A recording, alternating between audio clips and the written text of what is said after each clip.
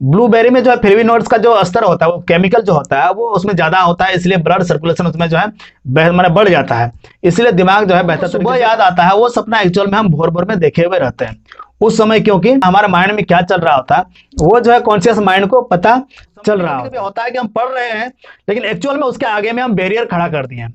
Barrier खड़ा कर दिया, इसलिए जो किताब पढ़ रहे होते हैं वो दिमाग में नहीं घुस रहा होता है। अगर दिमाग में सही तरीके से नहीं घुसेगा, इंफॉर्मेशन सही तरीके से नहीं पहुंचेगा, तो हम चीजों को बहुत लंबे समय तक याद नहीं रख सकते। तो इसलिए भी चेतन कॉन्शियस माइंड के आगे में हमको बैरियर खड़ा नहीं करना है। साथ साथ में 2-4 डेटा जो है ट्रांसफर नहीं हो सकता, वो जो है स्टोरेज में पहले स्टोर हो जाएगा, उसके बाद दूसरी डेटा जो है उसमें ट्रांसफर होती है। उसी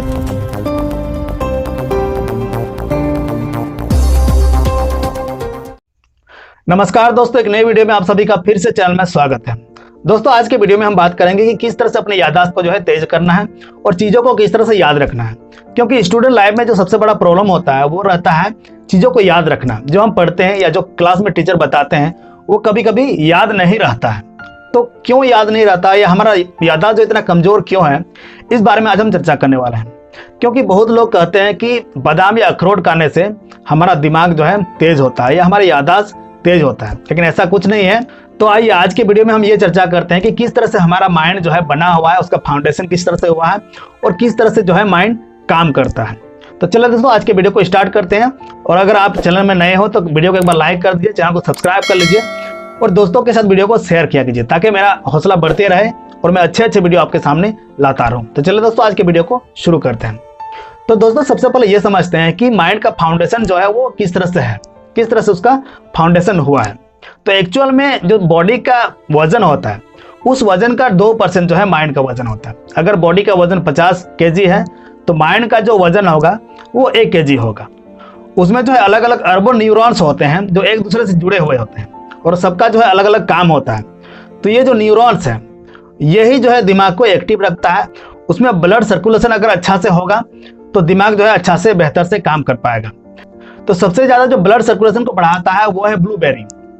ब्लूबेरी में जो है फ्लेवोनोइड्स का जो स्तर होता है, वो केमिकल जो होता है वो उसमें ज्यादा होता है, इसलिए ब्लड सर्कुलेशन उसमें जो है मतलब बढ़ जाता है, इसलिए दिमाग जो है बेहतर तरीके से काम करता है। तो हम कह सकते हैं कि ब्लूबेरी को खाने से जो है दिमाग का याददाश्त जो है ठीक रहता है और सही तरीके से दिमाग काम करता है। उसके बाद जो है हरी सब्जियां हो गई और सलाद वगैरह हो गया। इसके अलावा डार्क चॉकलेट भी ब्लड सर्कुलेशन को बढ़ाने का काम करता है। तो हम कह सकते हैं कि डार्क चॉकलेट को खाने से भी दिमाग का स्तर जो है तेज होता है, बढ़ता है। माइंड का जो अवस्था है 3 स्थिति में वो रहता है। इसको समझने के बाद ही हम अपने माइंड से जो है ज्यादा काम ले सकते हैं और समझ सकते हैं कि किस तरह से हमारा माइंड जो है काम करता है। तो पहला जो स्थिति होता है उस स्थिति को हम कहते हैं अवचेतन मन, सबकॉन्शियस माइंड। और दूसरा जो स्थिति होता है वो होता है कॉन्शियस माइंड, चेतन मन। और तीसरा जो स्थिति है माइंड का वो है सुपर कॉन्शियस माइंड, अति चेतन मन। तो ये जो माइंड का 3 स्थिति है इसको समझना बहुत ही जरूरी है, क्योंकि इसको समझने के बाद ही हम जो है अपने माइंड पर कंट्रोल पा सकते हैं। तो इसको समझना सबसे पहले जरूरी है। तो जो हमारा अवचेतन मन होता है वो एक तरह से स्टोरेज जैसा होता है, जैसे मोबाइल में वगैरह में जो चिप रहता है या SD कार्ड रहता है वो इस तरह से काम करता है। तो सबसे ज्यादा जो माइंड में काम होता है वो अवचेतन मन में होता है। समझ लो शुरू में जो है वो कोरा कागज के जैसा होता है, तो उसमें जिस तरह का सूचना जाएगा, जिस तरह का इंफॉर्मेशन उसमें जाएगा, उसी हिसाब से जो है उसका जो पर्सनैलिटी होता है वो डेवलप होता है। तो यहाँ पर जो फिल्टर करने का मेन काम है वो चेतन माइंड का है, कॉन्शियस माइंड का है। उसको हमेशा एक्टिवेट करके जब तक नहीं रखेंगे तब तक हम जो है अपने माइंड को सही चीज नहीं दे सकते हैं, सही सूचना उसमें नहीं भर सकते हैं। या कुछ भी गलत सूचना हमको मिलता है तो उस तरह से हमें हमारे अवचेतन मन में वो स्टोर हो जाएगा, उसी तरह से हमारा पर्सनैलिटी जो है डेवलप होगा। अगर कोई आदमी नकारात्मक चीजें करता है उसका ज्यादा दोष नहीं रहता है, क्योंकि अवचेतन मन में उसी तरह की सूचना उसको भरी गई है। इसलिए भी कहा जाता है कि आसपास का वातावरण उतना महत्वपूर्ण है, संगत का जो महत्व है, इसीलिए कहा जाता है कि अच्छे लोगों का संगत में रहना है। तो उसी हिसाब से लोगों का जो बिहेवियर है वो बाद में दिखने लगता है। तो यहाँ पर हमको ये समझना पड़ेगा कि जो भी प्रतिक्रिया होता है वो चेतन मन के द्वारा होता है। जो भी हम सामने देख करके प्रतिक्रिया करते हैं, जो कि एक्टिविटी हम दिखाते हैं, वो एक्चुअल में चेतन मन का काम है। जो सबकॉन्शियस माइंड में हमारे पास इंफॉर्मेशन है उसी के हिसाब से वो जो है प्रतिक्रिया करता है। तो यहाँ पर हमको ये समझना पड़ेगा कि कॉन्शियस माइंड को हमेशा आपको एक्टिव करके रखना पड़ेगा, क्योंकि कॉन्शियस माइंड को एक्टिव नहीं रखोगे, जैसे सोया हुआ एक आदमी को कुछ बताओगे तो ना वो सूचना ग्रहण करेगा, ना उसको सुनाई देगा, ना ही कुछ वो प्रतिक्रिया करेगा। इसका मतलब हुआ गहरी नींद में उसका कॉन्शियस माइंड जो है सोया हुआ है, लेकिन सबकॉन्शियस माइंड सोते हुए भी वो जगा हुआ रहता है। इसीलिए भी हमारे मन में जो है जब सोते हैं तो रात में जो है सपने आते हैं, और रात 12 बजे के आसपास में जो हमको सपने आते हैं वो अक्सर याद नहीं रहते हैं, क्योंकि उस समय जो हमारा चेतन माइंड है, क्या बोलते हैं, कॉन्शियस माइंड है, वो एकदम से सोया हुआ रहता है, वो एकदम डीएक्टिवेट रहता है, उस समय एक्टिव नहीं रहता है। इसलिए जो भी हम सपने देखते हैं मिडनाइट में, मतलब 12-1 बजे के आसपास में, 2 बजे के आसपास में, उस समय जो हमारा कॉन्शियस माइंड है वो सोया रहता है, इसीलिए हमको कुछ नहीं याद रहता है, उस सपने को हम याद नहीं कर पाते हैं। लेकिन भोर भोर में जो हमको सपने आते हैं वो अक्सर हल्का का याद रहता है, या कभी कभी पूरा स्पष्ट रूप से याद हो जाता है। तो जो हमको सुबह याद आता है वो सपना एक्चुअल में हम भोर भोर में देखे हुए रहते हैं उस समय, क्योंकि हमारे माइंड में क्या चल रहा होता है वो जो है कॉन्शियस माइंड को पता चल रहा होता है, क्योंकि उस समय कॉन्शियस माइंड धीरे धीरे एक्टिव हो रहा होता है भोर के समय पे।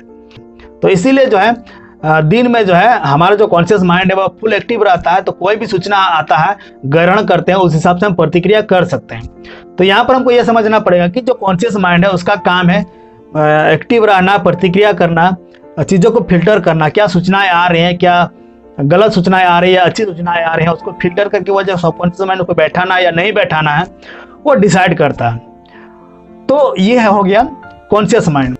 और एक माइंड का सिचुएशन होता है जिसको हम कहते हैं सुपर कॉन्शियस माइंड, अति चेतन मन। सुपर कॉन्शियस माइंड को प्राप्त करना हर किसी के लिए संभव नहीं है, बहुत कोई का जो है सपना ही रह जाता है सुपर कॉन्शियस माइंड को उस अवस्था तक जाना, क्योंकि उस अवस्था तक जाने के लिए हमको जो है खुद को शांत रखना पड़ता है, क्योंकि उस अवस्था में वो जो है किसी का प्रभाव जो है, किसी भी विचारधारा से हम प्रभावित नहीं होते हैं, हम शांत रहते हैं एकदम। उस समय जो है हमारा मन निर्मल होता है, किसी भी चीज़ से हम प्रभावित नहीं होते हैं। हम जो रहते हैं वो खुद से बातें कर रहे होते हैं, जो आत्मा है उससे बातें कर रहे होते हैं। एक्चुअल में सुपर कॉन्शियस माइंड को जो है आत्मा भी हम कह सकते हैं, जो स्वच्छ है, निर्मल है, जिसमें किसी भी विचारधारा का प्रभाव नहीं है। तो उस अवस्था तक पहुंचने के लिए लोग जो है इसीलिए ध्यान वगैरह करते हैं। ध्यान करना जो है अवचेतन सुपर चेतन मन तक पहुंचने के लिए एक प्रक्रिया है। माइंड के उस अवस्था तक पहुंचने के लिए लोग ध्यान करते हैं। तो ध्यान का इसलिए महत्व है, इसलिए ध्यान करना चाहिए, हर किसी को करना चाहिए, ताकि हम अपने आत्मा से बात कर सके, अपने सुपर चेतन मन को एक्टिव रख सके। तो हमारा जो आज का मुद्दा है या हमारा जो आज का सवाल है वो ये है कि चीज़ों को याद कैसे रखा जाए, किस अवस्था में चीज़ों को याद रखना, किस अवस्था को हम एक्टिव रखें ताकि चीज़ों को हम याद रख सकते हैं। तो यहाँ पर हमको ये समझना पड़ेगा कि एक्चुअल में जो चेतन मन है, कॉन्शियस माइंड है, उसको एक्टिव रख करके हम चीज़ों को याद रख सकते हैं। कभी कभी होता है कि टीचर अगर बता रहे हैं और हम कहीं और ध्यान लगाए हुए हैं, हमारा चेतन मन एक्टिव नहीं है, मतलब हम एक तरह से वहाँ बैरियर खड़ा कर दिए, उसके सामने में हम दूसरे कोई अवचेतन मन में जो विचारधाराएं चल रही होती है उस पर हम ध्यान लगा देंगे, तो सामने जो इन्फॉर्मेशन आ रहा है, टीचर जो हमको बता रहे हैं, वो हम सुन नहीं पाएंगे।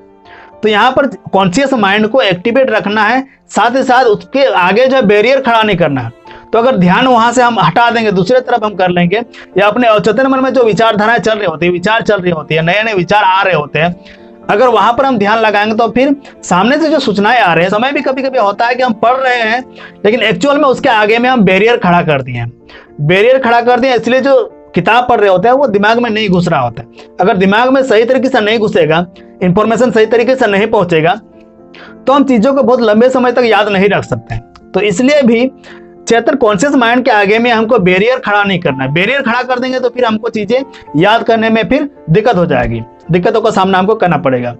तो इसलिए जब भी कोई कुछ बताते हैं या टीचर कुछ बताते हैं क्लासरूम में, तो आपको जो है अपने कॉन्शियस माइंड को एकदम एक्टिव रखना है, उसके सामने कुछ भी बैरियर नहीं रखना है, आपको कहीं खो नहीं जाना है।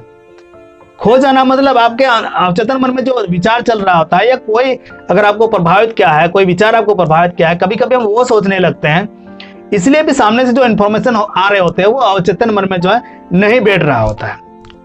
जैसे कि आप जानते हो कि मोबाइल में जब हम डेटा ट्रांसफर करते हैं उस समय एक ही डेटा एक बार में ट्रांसफर होता है, उसके साथ साथ में अचानक जो है उसके साथ साथ में 2-4 डेटा जो है ट्रांसफर नहीं हो सकता, वो जो है स्टोरेज में पहले स्टोर हो जाएगा, उसके बाद दूसरी डेटा जो है उसमें ट्रांसफर होती है। उसी तरह से यहाँ पर जो है अवचेतन मन में जो है डेटा ट्रांसफर होता है, जो इन्फॉर्मेशन हम देते हैं उसको, वो जो अवचेतन मन में स्टोर होता है।